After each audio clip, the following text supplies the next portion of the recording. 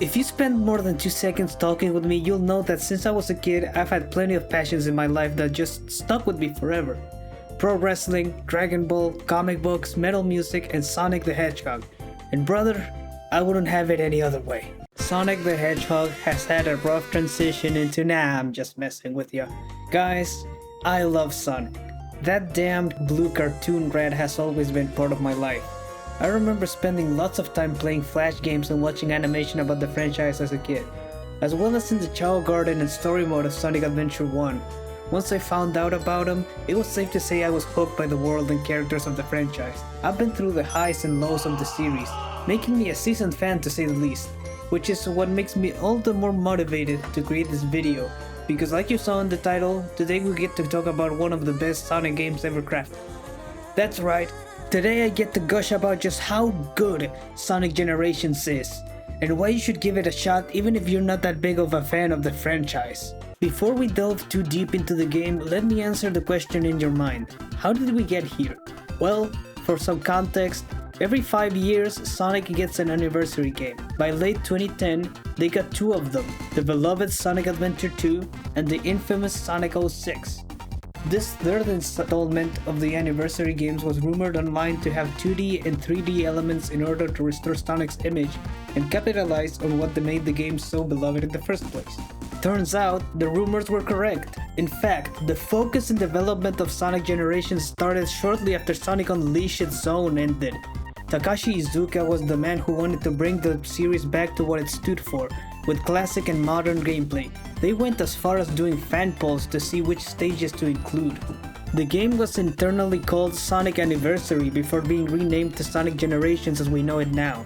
It was developed for the PS3 and Xbox 360, with a separate version for the 3DS handled by Dimps, who were responsible for the Rush and Advance series, as well as other remakes and backports in the series. A Nintendo Wii version was considered, but scrapped due to hardware limitations, and a PC version will be released after the console versions courtesy of Devil's Details. A demo would be available named Sonic Boom after the event it will be hosted on, offering fans an early test of what's to come. But that's enough about pre-release.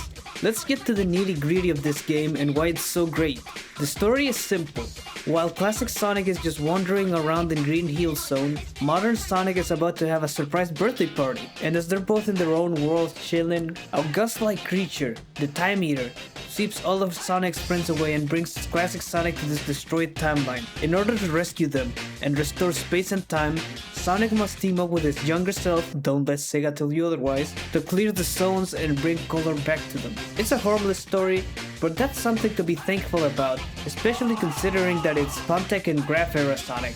But I digress. Sure, it sucks to see everyone be relegated to cheerleaders at the end, and a concept like this could have been something more, but honestly, I can forgive it just this once, due to it being a special occasion made into a game.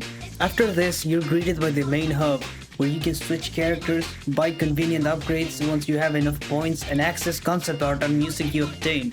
More importantly, here's where you access the levels and challenges to progress with the story. These range from races with the AI to ones where you have to get some help from Sonic's friends like Rouge, Knuckles, or Blaze. I liked most of them, my least favorites being the Ghost Race ones. They're just good. Just the less interesting challenges of the bunch. Unlike my Saints Row video, I don't think recapping each and every zone is necessary. There's iconic and memorable zones from many titles like Green Hill Zone, City Escape, Rooftop Run, even Crisis City from Sonic 06 and other stages from various classic and modern titles. There's bosses specific to classic and modern Sonic like Classic Robotnik and Modern Eggman, Metal Sonic, Perfect Chaos, Shadow, and Silver. Its selection truly cements itself as a love letter to the franchise, celebrating the highs, the lows, and the divisive points of the franchise and making them somehow even better than ever with its smooth gameplay and intuitive level design. It's beautiful. The level design offers an intuitive and smooth but forgiving and easygoing experience, which isn't inherently bad. Not every game has to be this Herculean effort, but to simply offer a fun experience. Generally speaking, if you miss a jump or something of the sort, the game offers you ways to easily make it back up. Adding to it, the game itself encourages replayability with collectibles like red rings and also a high skill ceiling, because Lord knows I don't know how people do some of the things they do in this game. Either way, the level design feels like a colorful roller coaster ride.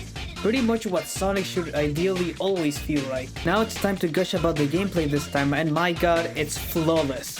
For the modern half, it takes everything about the boost formula and straight up perfects it. It's never been better to boost around and use the homing attack on enemies. And for the classic formula, it's the same, but modernized, as you now can do a spin dash with a single button. Now this might not seem like much, but to me it felt way better and more natural to control. In both halves, there's hazards that won't let you just mindlessly boost all the time or hold right all the time. There's platforming and automated sections in both, making this a joy to experience. In simple terms, it just feels good. It's one of the best feeling Sonic games ever. It can get endlessly replayable. There's a reason why there's so many mods for this game. Running through these vibrant, colorful, and just very pretty levels is a joy. Of course, the remixed soundtrack is a big part of this. It's a massive part in every Sonic game. It shines whether the game is bad or not, and adds to the experience if it's good, and my god does it do just that in this game. The remixes of the classics simply hit different if you're as much of a fan of the franchise as I am. Listen, I'm not immune to nostalgia, alright? With all of its praises being said, there's one flaw I wish wasn't there. It's too short of a game, much like this video. You can beat it in like, what, 3 or 4 hours at most? Maybe less if you're absolutely cracked at the game. But I suppose it adds to the replayability, and it's why there's so many fan-made mods for different zones. You just can't get enough of this gameplay, man, believe me. Now it sucks that it's delisted on Steam, and you can't get the original Sonic Generations, but hey, at least you can get the one with the badass shadow story. I have to try it myself still. Let me know in the comments down below if you'd like to see a video on that version.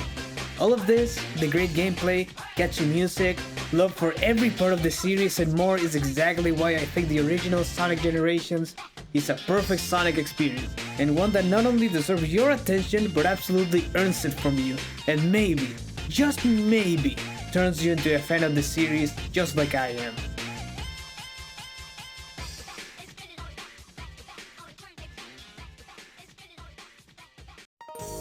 Thank you everybody for your support again. Now, I know this is a shorter video and I feel like I have to apologize for it kinda, but I couldn't simply drag the script to reach a certain timestamp without it feeling, unnatural and drawn out. But either way, man, I really appreciate the support on these newer videos. The Saints Row video did amazingly and I'll be forever grateful for it. But anyway, that's all from me.